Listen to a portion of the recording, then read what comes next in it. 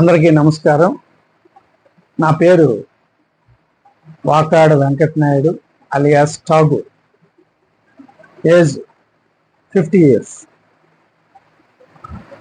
నా జీవితంలో అన్వేషణతో కూడిన అనుభవాల నుంచి వచ్చిన భావాల్ని మీతో పంచుకోవాలని అనిపించి ఠాగూర్ నేచరిజం అనే ఛానల్ని ప్రారంభించడం జరిగింది. అంటే నేచరిజం అంటే ఏంటి? తెలుగులో ప్రకృతివాదం. అంటే ప్రకృతే దేవుడు, ప్రకృతే దైవము అనే వాదాన్ని ప్రకృతివాదం అంటారు.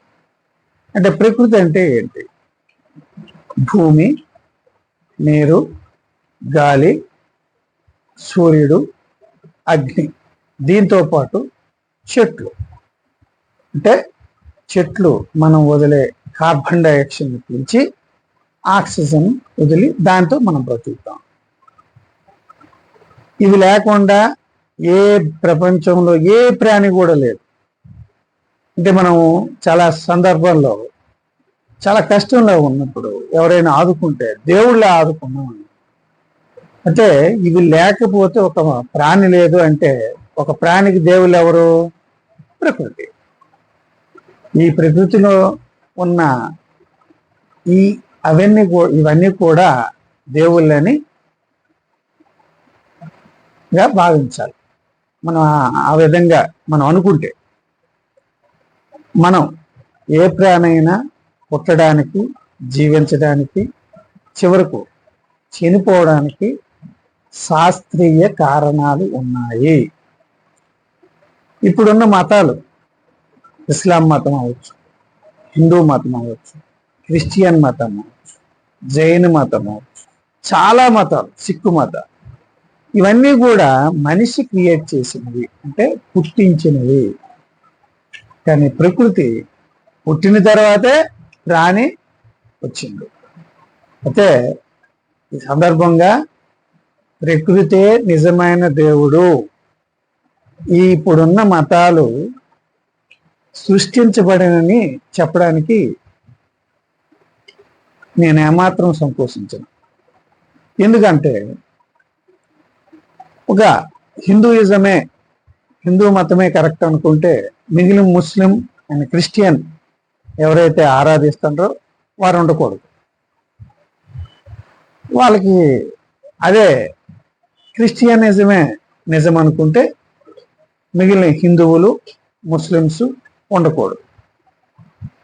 అదే ఇస్లామే కరెక్ట్ అనుకుంటే హిందువులు, క్రిస్టియన్స్ ఉండకూడదు. అలాగేం జరగలేదు. ప్రతి మతంలో పుడుతున్నారు, జీవిస్తున్నారు, చనిపోతున్నారు, కష్టాలు అనుభవిస్తున్నారు, యాక్సిడెంట్లు జరుగుతున్నాయి, అదృష్టాలు వస్తున్నాయి, దురదృష్టాలు వస్తున్నాయి, అన్నీ జరుగుతున్నాయి. అటువంటిప్పుడు ఏ మతం కరెక్ట్ అని మనం చెప్పగలం. అందుకే మతం అనేది సృష్టి, ప్రకృతి అనేది నిజం. ఇది ప్రస్తుత యువత తెలుసుకోవాల్సిందిగా కోరుతున్నా. మనం మతాల పేరిట విద్వేషాలు పెంచుకోకుండా సామరస్యంతో జీవిద్దాం. మొట్టమొదట మీకు ఎవరైనా దేవుళ్ళు అనుకుంటే మీ తల్లిదండ్రులు, తర్వాత ఈ ప్రకృతి, ఈ మతాలు, ఇవన్నీ కూడా కులాలు, ప్రాంతాలు సృష్టించబడినవి. విశ్వమంతా ఒకటే. అంతా మానవ కులాలు లేవు. మానవ కులమే అసలైన కులం, ఒక జాతి. దయచేసి మీరు ఇది అర్థం చేసుకోవాలి.